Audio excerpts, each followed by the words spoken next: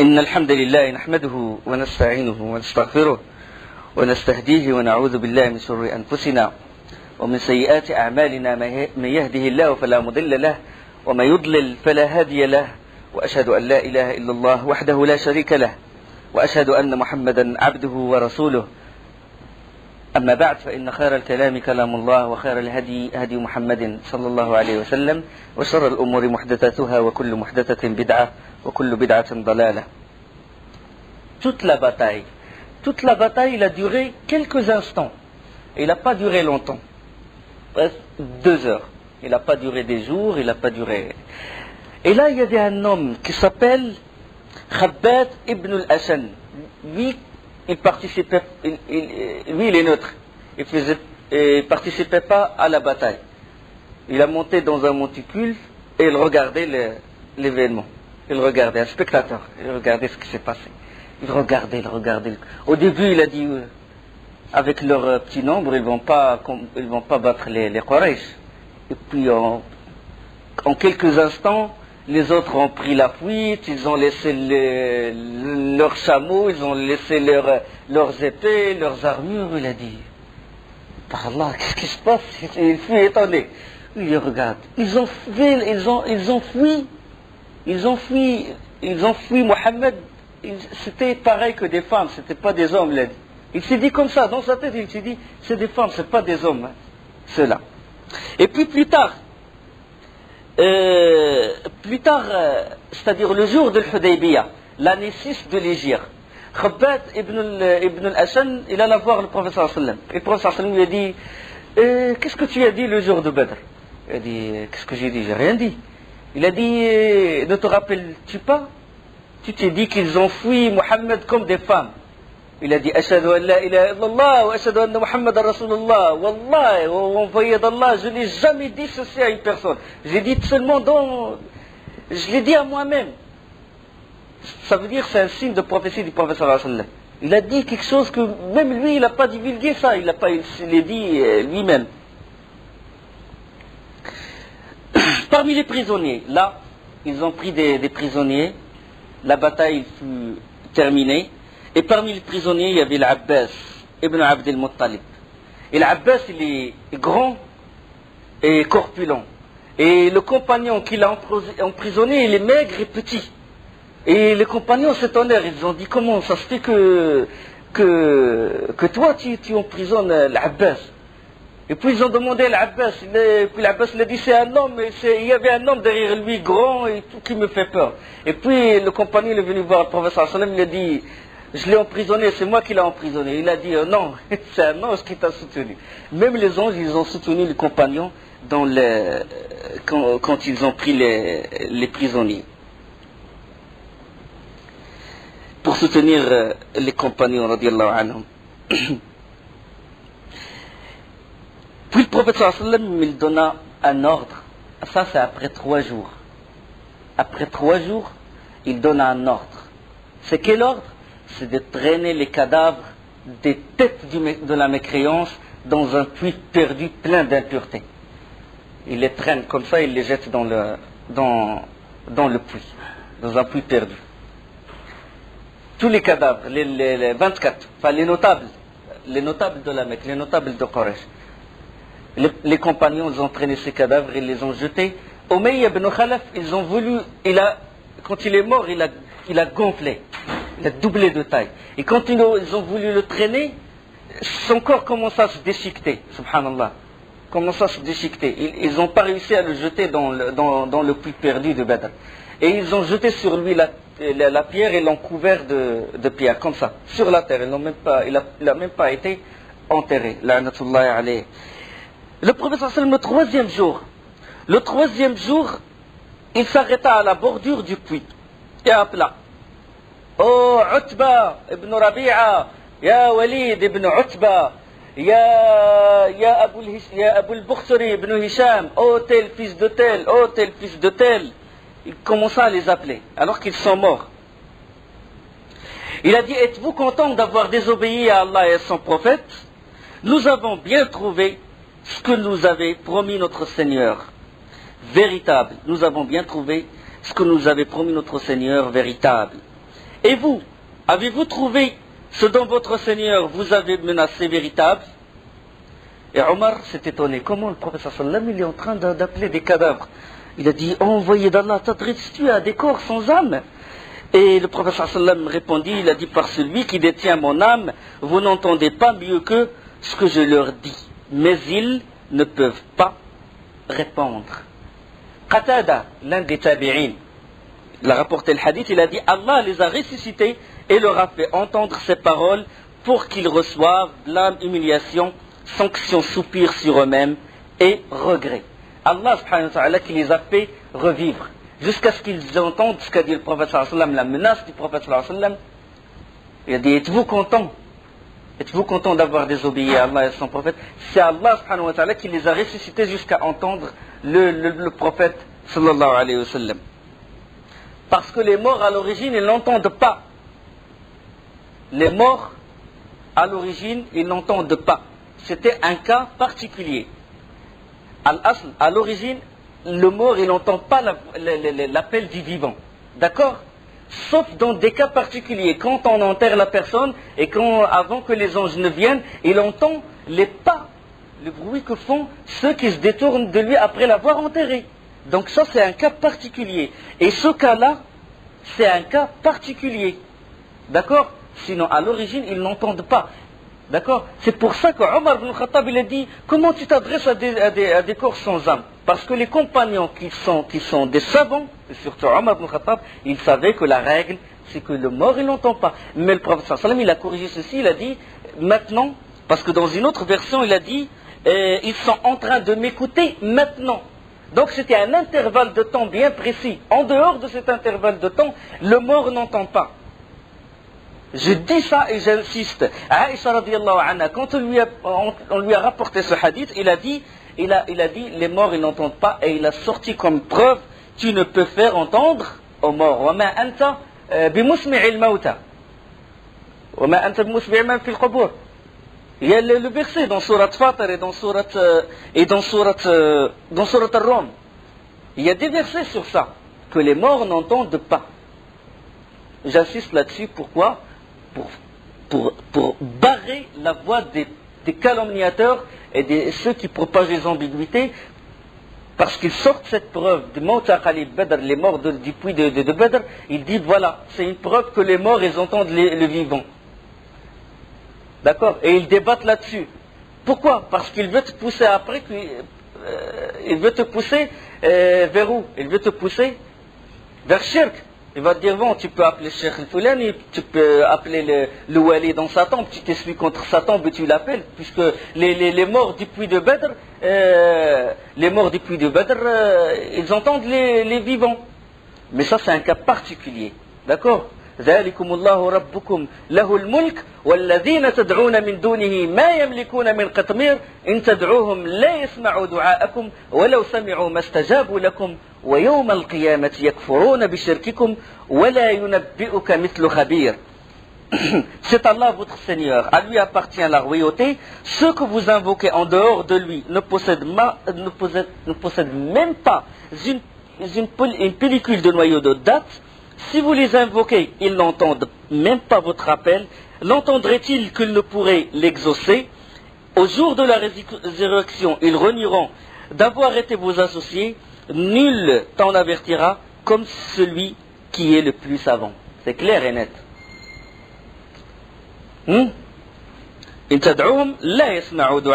Si vous les invoquez, ils n'entendent pas votre appel. Et si même s'ils entendent, ils ne peuvent pas exaucer votre vœu, votre appel. Et le jour de la résurrection, ils renieront votre shirk, votre association. D'accord? Il y a une autre ambiguïté.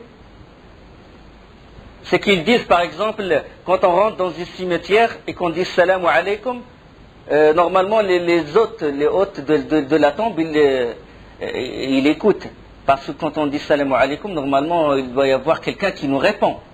On ne peut pas dire salam alaykum à quelqu'un qui ne répond pas. Non, mais ça c'est une ambiguïté. Parce que le prophète sallallahu alayhi wa sallam, durant son vivant, pendant qu'il était vivant, quand il était l'imam et les compagnons derrière lui, quand il faisait tashahhud, il disait quoi? Assalamu alayka ayyuhan nabi wa rahmatullahi wa barakatuh. Salut sur toi, envoyé d'Allah. Mais ça veut dire qu'il écoute, qu'il entend ce qu'ils disent. Il n'entend pas ce qu'ils disent. En dehors de la mosquée, dans une autre mosquée, ceux qui sont en Abyssinie, quand ils disent dans Tashahhud, Assalamu alayka ayyuhan nabi, salut sur toi, envoyé d'Allah, il entend?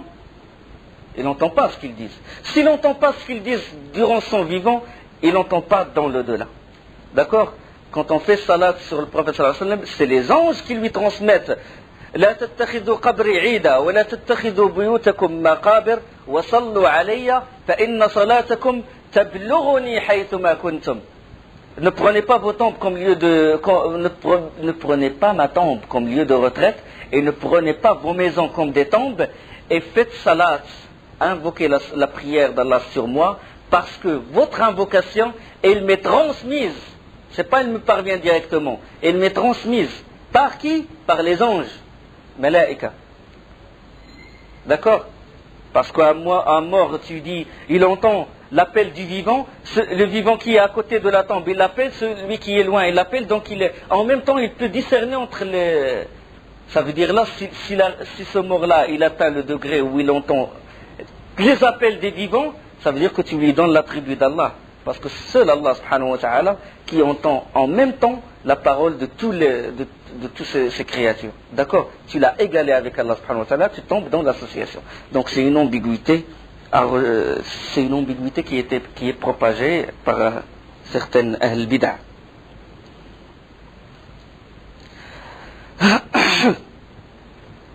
Les têtes du kufr, les têtes de la mécréance, d'un seul coup, jetées dans un puits. Subhanallah. Ce jour-là, c'est pour ça que Badr, il a une grande importance. Yawm al-Furqan, Yawm al-Taqa al-Jam'an, le jour du discernement entre le faux et le vrai. D'un coup, 70 des notables tués, d'un seul coup.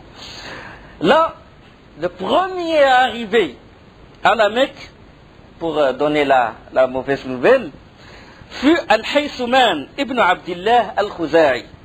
Al-Haysouman, quand il arriva à la Mecque, ils lui ont dit « Qu'as-tu à nous apprendre ?»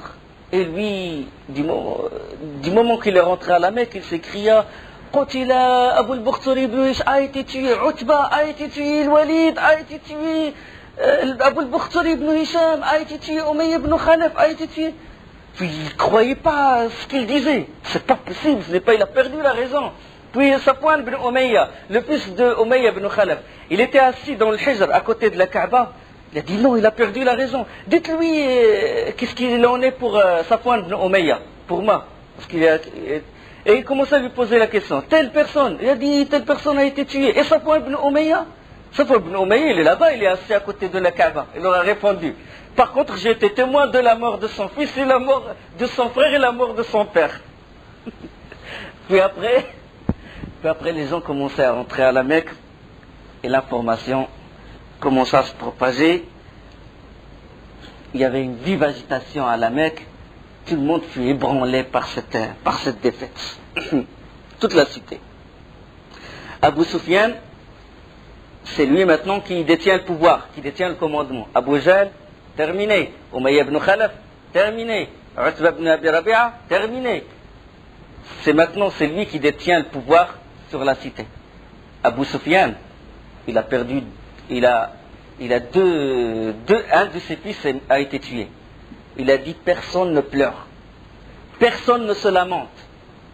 Comme ça, les compagnons du prophète vont se réjouir si le bruit court, qu'on manifeste notre chagrin. Personne ne pleure. Et personne ne rachète ses prisonniers. Décision sévère. Vous savez, quand la personne ne pleure pas, il ne décharge pas ce qu'il y a dans son cœur, il risque d'exploser, il risque de la haine il alimente son cœur. C'est dur pour la personne de ne pas pleurer, c'est dur. Et puis, il a fait cette décision. Et alors là, Abu Lahab, quand il a appris la défaite, Abu Lahab, l'un des plus grands ennemis de l'islam et le plus grand ennemi du prophète sallallahu alayhi wa sallam, quand il a été courant que la troupe, que les Quraysh ont été mis en déroute, il alla voir directement al-Fadl, son frère Al-Abbas. L'Abbas, il a participé au combat. Il fut emprisonné. Il alla voir la femme de son frère, al-Fadl.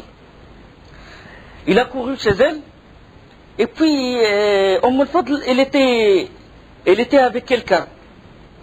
Il y avait quelqu'un qui racontait ce qui s'est passé. Il racontait ce qui s'est passé à Badr, puis il lui a dit, oui, il s'est assis à côté de al-Fadl, et il commence à entendre ce que disait la personne qui fit le récit de la bataille à al-Fadl. Il a dit, nous avons rencontré l'ennemi, nous lui avons tourné le dos, il nous a mis en déroute, il a fait des prisonniers, etc. Il a dit, pourtant je ne puis jeter le blâme sur aucun de nous, car nous n'avons pas en face de nous nos seuls adversaires, mais également des hommes habillés en blanc.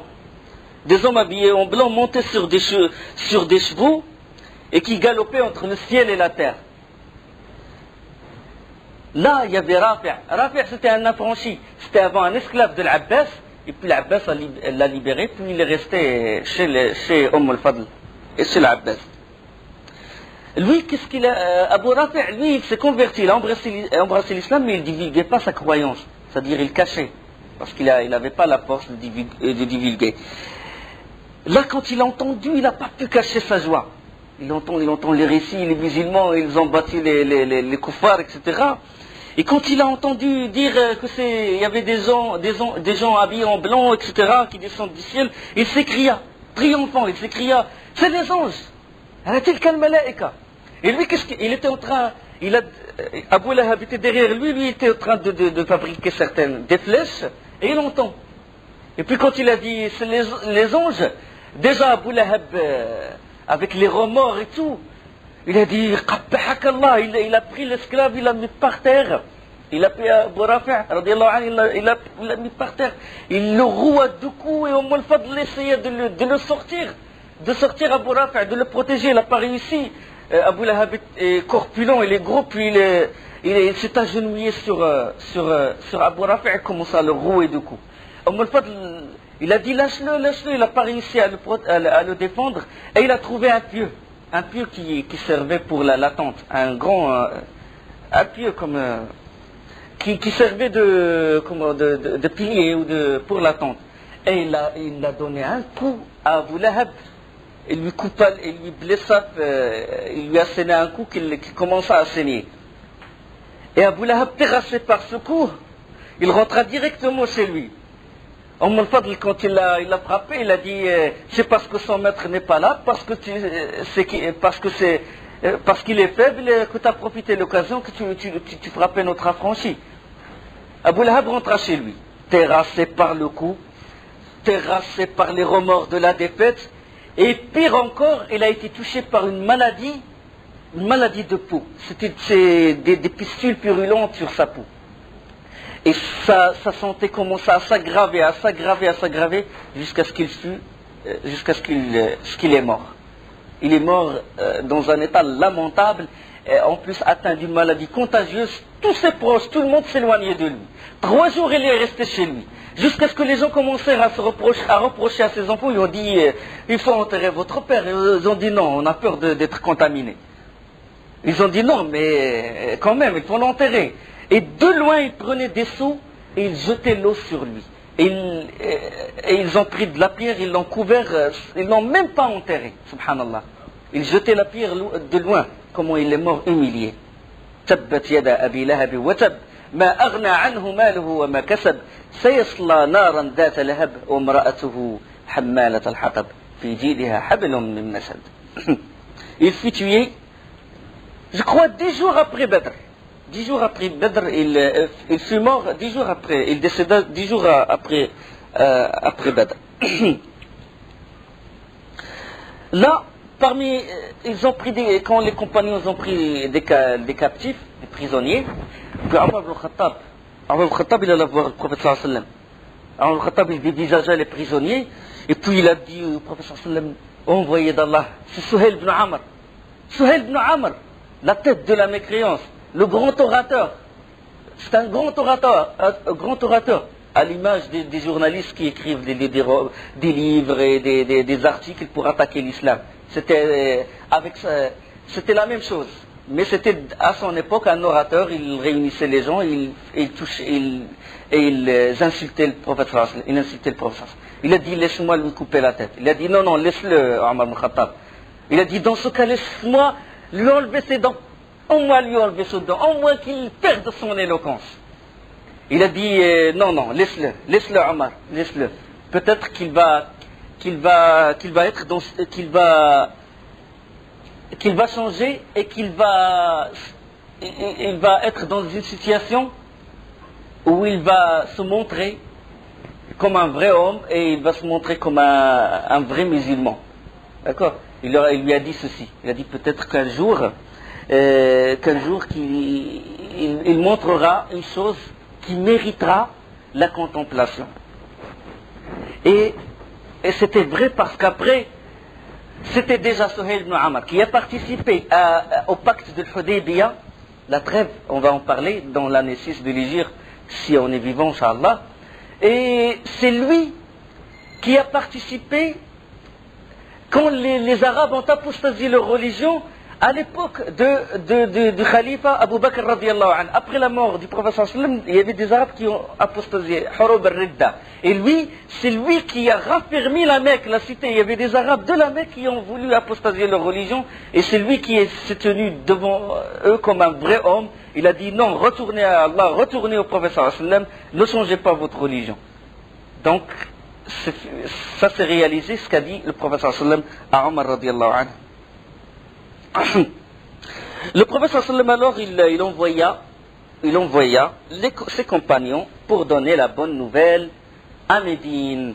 Il envoya qui? Il envoya Abdullah ibn Abi Rawaha, et il envoya également Zayd ibn Haritha, Hibbur Rasul sallallahu alayhi wa sallam, celui qui a vécu dans la maison du prophète sallallahu alayhi wa sallam avec Khadija radiallahu anha. Et alors, ils rentrèrent, ils étaient sur la chamelle, ils montaient la chamelle du prophète sallallahu alayhi wa sallam. La chamelle du prophète sallallahu alayhi wa sallam, et dès qu'ils rentrèrent à Médine, ils commencèrent à s'écrier. Ils commencèrent à s'écrier, Abu Jahl, fut tué, telle personne fut tuée. La façon qu'ils annonçaient, c'est bizarre. Parce que les Médinois, ils ne s'attendaient pas à ceci. Les Médinois, ils n'étaient pas au courant du combat. Les gens de Médine, tout ce qu'ils savaient, c'est que le prophète sallallahu alayhi wa sallam va intercepter la caravane de Abu Sufyan. Mais comment se fait-il qu'il y ait un combat et Abu Jahl? Qu'est-ce qui a ramené Abu Jahl de la Mecque jusque... Et Abdullah ibn Rawaha et Zayd s'écrient, Abu Jahl a été tué. Les enfants, quand ils ont entendu ceci, commencent à chanter. Abu Jahl, l'ignoble a été tué, Abu Jahl, dans les rues de Médine. Commencent à s'écrier. Et puis, les mécréants, les hypocrites, parce que là maintenant... d'autres ennemis se dressent. Il y a les juifs, il y a les mécréants, les juifs, les hypocrites commencent à se dresser contre le... Ils ont dit ce n'est pas possible. Comment ça se fait? Comment tous ces notables soient tués? Non, non, ce n'est pas vrai. Ce n'est pas vrai. C'est le prophète, c'est Mohammed qui a été tué, et la preuve c'est qu'ils ont ramené sa chamelle. Et commencèrent à propager cette rumeur. Ils ont dit que peut-être Abdullah ibn Rawaha et Zayd, ils disaient ceci pour calmer l'atmosphère et pour qu'il n'y ait pas d'agitation, pour que la cité ne soit pas ébranlée. Donc ils ont menti. Ils commencèrent à propager ceci. L'un des hypocrites, il alla voir un des musulmans véridiques et il lui a raconté ceci. Il lui a dit, par Allah, si vraiment tu t'arrêtes pas de propager cette rumeur, je dirai tout. J'informerai le prophète sallallahu alayhi wa sallam. Entre-temps, le prophète sallallahu alayhi wa sallam, il donne l'ordre de ramasser le butin. Les compagnons qui sont restés autour du prophète sallallahu alayhi wa sallam, ils ont proclamé leur part. Ceux qui ont ramassé, les ramasseurs du butin, ils ont dit nous aussi. Ceux qui ont poursuivi et qui ont combattu les mécréants, et il y avait un certain différend entre eux. Puis le prophète sallallahu alayhi wa sallam, il leur a dit non, ramenez-moi tout le butin. Et Allah subhanahu wa ta'ala, il fait descendre يسألونك عن الأنفال قل الأنفال لله والرسول فاتقوا الله وأصلحوا ذات بينكم وأطيعوا الله ورسوله إن كنتم مؤمنين. Il t'interroge au sujet du butin. Dis le butin est à Allah et à son messager. Craignez Allah. Maintenez la concorde entre vous et obéissez à Allah et à son messager si vous êtes croyants.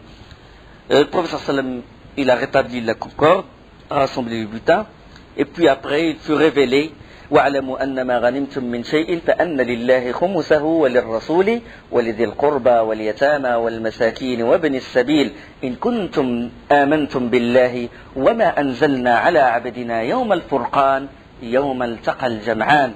Et sachez que tout butin, que de tout butin que vous avez ramassé, le cinquième appartient à Allah, aux messagers, à ses proches parents, aux orphelins, aux pauvres et aux voyageurs en détresse.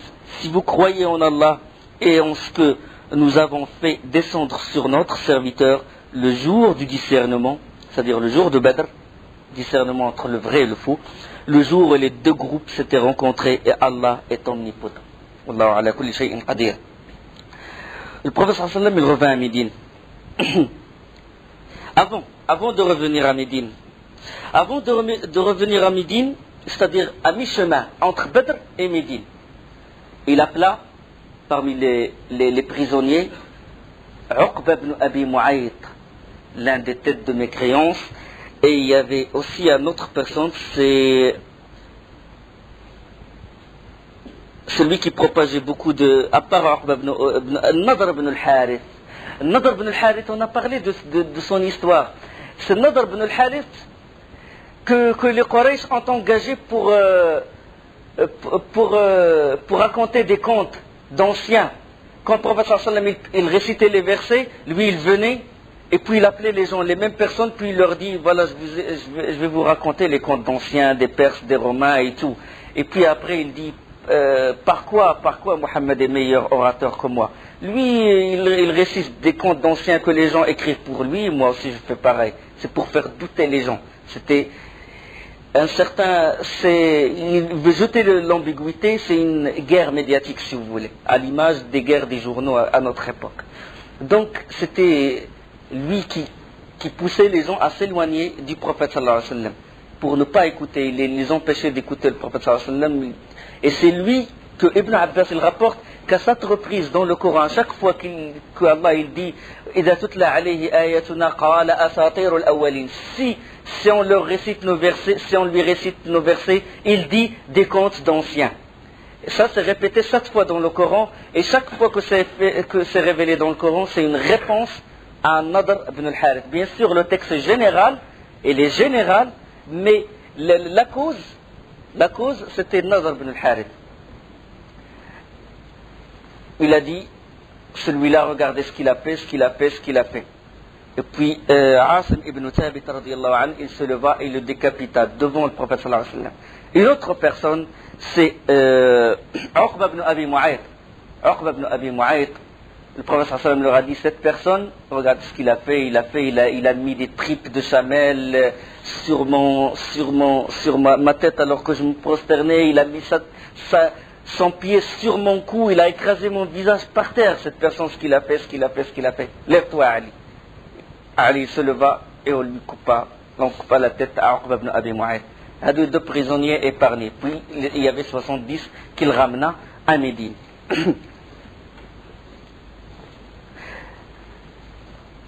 Là, il consulta les compagnons. Il a dit, qu'est-ce qu'on fait des prisonniers? Qu'est-ce qu'on fait des prisonniers? Est-ce qu'on les tue, on les rançonne? Abu Bakr a dit, il faut qu'on soit indulgent, c'est nos proches, il faut qu'on soit indulgent avec eux, et on accepte la rançon. Comme ça, on va se renforcer dans le djihad. Il y aura des combats après, comme ça, avec l'argent, on peut se renforcer, on peut acheter des épées, on peut des montures, etc. Alors, Omar ibn Khattab lui dit non. Moi, je vois que chacun de nous ramène un proche de lui et le tue son prisonnier. Chacun, le plus proche. Ali, il ramène Aqil. Hamza, il ramène telle personne. Moi, je ramène mon proche, celui-là, le plus proche parent de moi, et je le tue. Chacun de nous tue son plus proche. Comme ça, les Quraysh auront une leçon que vraiment, on n'a pas de miséricorde envers eux. Que tout ce qui se détourne de la loi d'Allah, tous ceux qui se détournent de la voie de l'islam, il n'y a pas de pitié entre eux. أشداء على الكفار رحماء بينهم يا أيها الذين يا أيها الذين آمنوا من يرتد منكم عن دينه فسوف يأتي الله بقوم يحبهم ويحبونه أعزة على المؤمنين أذلة على المؤمنين أعزة على الكافرين. Fier contre les mécréants, mais humble envers les croyants. Ashidda al-kuffar, fier contre les kuffars, et rahama, miséricordieux entre eux. Il y avait rahma entre eux. Donc c'était ce qu'a proposé Omar, radiallahu anhu. Le prophète sallam, il a choisi la vie de Abu Bakr et d'autres compagnons qu'on accepte la rançon. Il envoya à Quraysh de venir racheter leurs prisonniers. Et Allah subhanahu wa ta'ala, il révéla le verset qui confirme la vie de Omar. Et il reprocha au prophète sallallahu alayhi wa sallam de ne pas tuer les prisonniers. Parce que c'est la première bataille. Après, quand tu as la force, quand tu as l'armée efficace, là tu peux être clément, tu peux donner. Mais quand tu es dans les premiers pas pour bâtir l'État islamique, il faut être sans pitié. Comme ça, c'est une vraie leçon. Allah subhanahu wa ta'ala قال وما كان للنبي أن يكون له أسرى حتى يثخن في الأرض تريدون عرض الدنيا والله يريد الآخرة والله عزيز حكيم. Un prophète ne devrait pas faire de prisonniers avant d'avoir prévalu sur la terre. Vous voulez les biens d'ici-bas, le butin, la rançon, tandis qu'Allah veut l'au-delà, et Allah est puissant et sage. Jusqu'à ce que quand Omar rentra, il a vu le prophète sallallahu alayhi wa sallam et Abu Bakr en train de pleurer, et il a dit, oh envoyé d'Allah, pourquoi vous pleurez? Donnez-moi la raison, comme ça je pleure avec vous, et si je ne trouve pas de raison de pleurer, j'essaie de pleurer. Et on dit, Allah nous a reproché le fait d'accepter la rançon. Et Allah subhanahu wa ta'ala les a pardonnés. Après les avoir reprochés, ما كان للنبي أن يكون له أسرى حتى يثخن في الأرض تريدون عرض الدنيا والله يريد الآخرة والله عزيز حكيم لولا كتاب من الله سبق لمسكم فيما أخذتم عذاب أليم.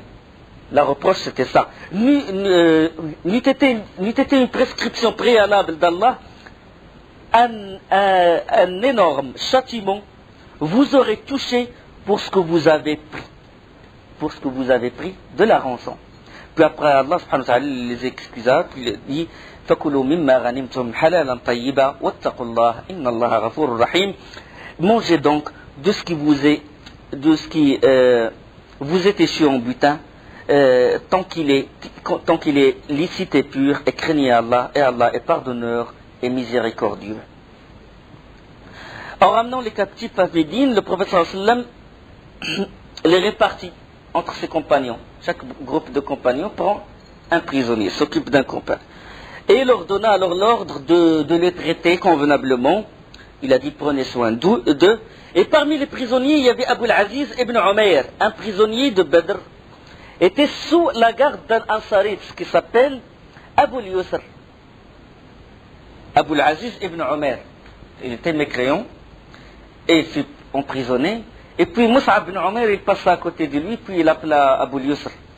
Abu al-Aziz ibn Umayr ligotait comme ça, il regardait, et puis Mus'ab ibn Umayr, il a dit sois exigeant de sa rançon. Sa mère dispose de beaucoup de biens et est capable de le racheter chèrement. La mère de celui-là, il peut le racheter. Sois exigeant dans sa rançon. Elle est riche, sa mère. C'est qui Mus'ab ibn Umayr? C'est le frère de Abu al-Aziz, c'est son frère. C'est son frère, il a dit sois exigeant, c'est sa mère est riche.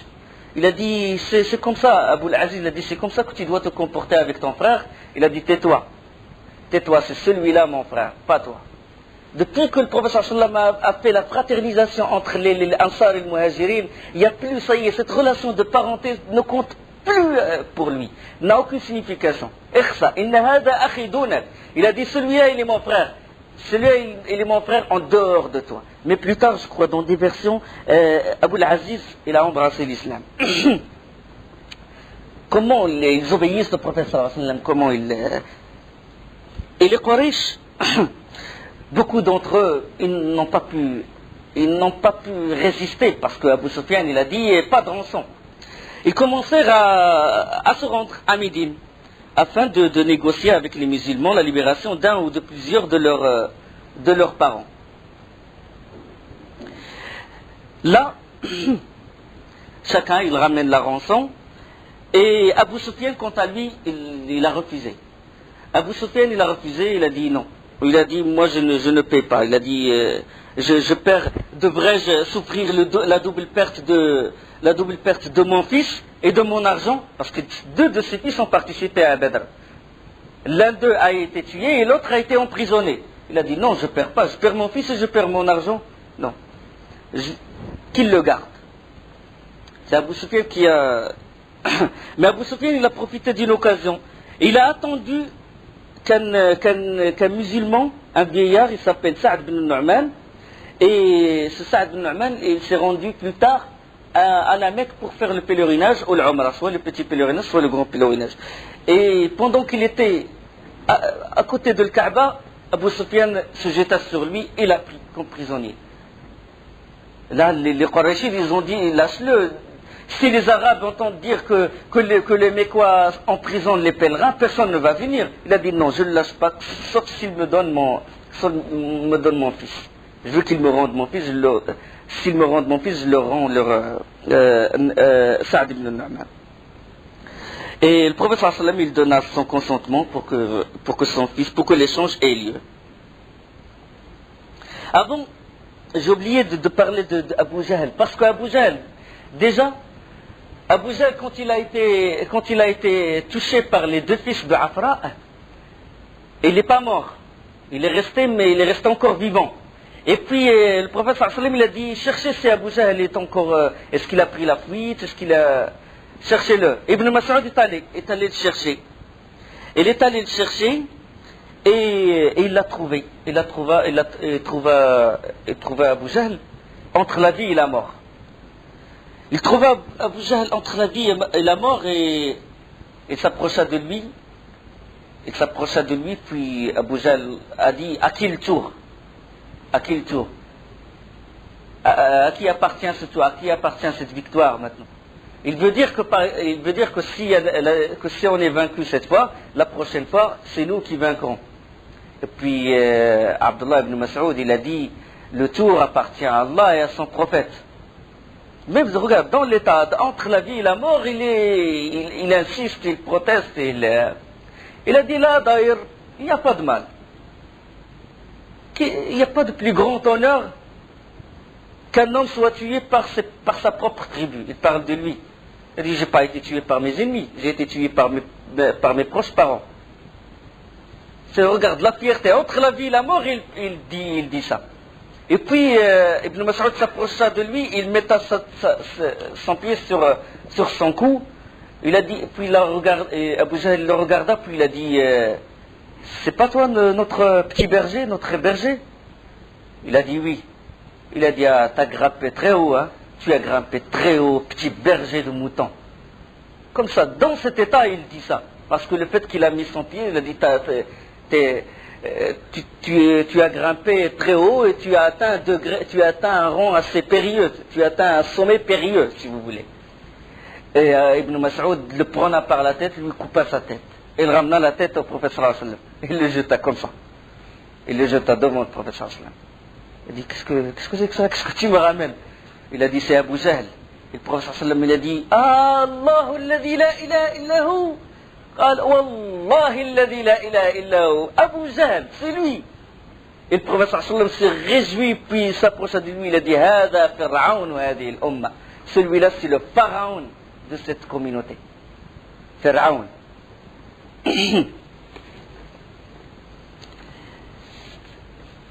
On a parlé des captifs, c'est ça? Que le prophète sallallahu alayhi wa sallam a donné son consentement pour que l'échange soit fait. L'un des prisonniers qui était gardé à vue, si vous voulez, c'est Abu al-Asi. Abu al-Asi, c'est le mari de qui? Le mari de Zaynab, radiyallahu anha. Le mari de Zaynab, la fille du prophète sallallahu alayhi wa sallam. Alors Zaynab, il a voulu racheter son mari. L'islam n'a pas encore interdit le mariage entre l'associateur et une musulmane, ou entre les musulmans et les mouchriquins, à cette époque. Et qu'est-ce qu'elle a fait pour payer la rançon de son mari? Elle envoya une somme d'argent, mais elle était insuffisante, mais avec cette somme d'argent, il a mis un collier. Le prophète sallam, quand il a vu l'argent, il a vu le collier, il fut très touché parce que c'était le collier qu'a donné Khadija radiallahu anha en présent à l'occasion du mariage de Zaynab avec Abu al-As. Et il a pleuré et il fut très touché. Puis il s'adressa aux compagnons. Il a dit, si vous jugiez bon de libérer son mari captif et de lui restituer la rançon, il vous appartiendrait de le faire. Les compagnons ont dit, bien sûr, envoyé d'Allah. Et ils restituèrent l'argent et libérèrent Abu al-As. Abu al-As, il s'est converti après, mais ce n'est que plus tard. Zaynab, il a immigré il a réussi à immigrer de la Mecque à Médine, et Abu al-As ne s'est converti qu'à l'année 8 de l'Hégire, plus tard. Et le prophète sallam n'annula pas l'acte de mariage, c'est-à-dire il a gardé l'acte de mariage qui était à l'époque où Abu al-As était mécréant. D'accord?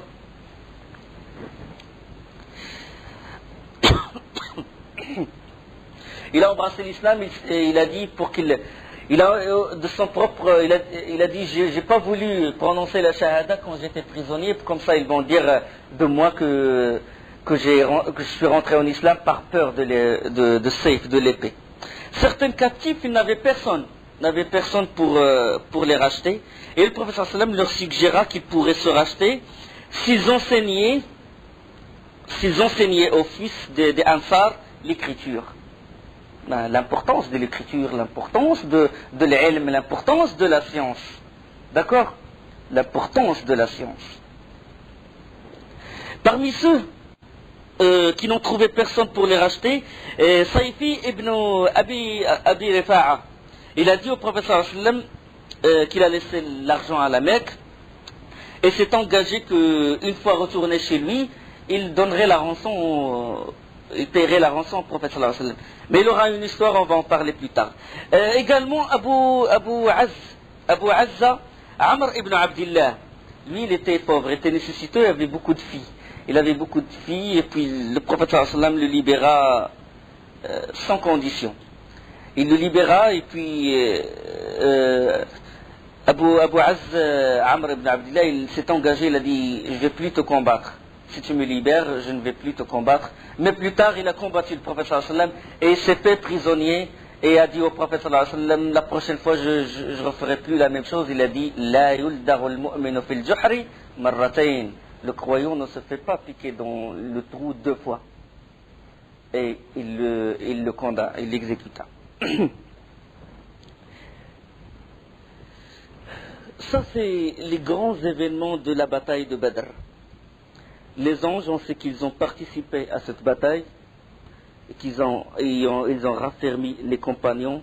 Al-Bukhari, rahmallah, il rapporte que Jibril alayhi salam, il vint dire au prophète sallallahu alayhi wa sallam, hadith Rifa'a ibn Rafi' al-Zurqi, radiyallahu anhu. Jibril a dit, comment appréciez-vous les combattants de Badr parmi vous? Quel rang ont les combattants de Badr? Et le prophète sallallahu alayhi wa sallam, il a répondu, il a dit, parmi les meilleurs des musulmans. Et Jibril, il a dit, il en est ainsi de ceux qui ont participé à Badr parmi les anges. Parmi les meilleurs des anges, les meilleurs anges ont participé à Badr.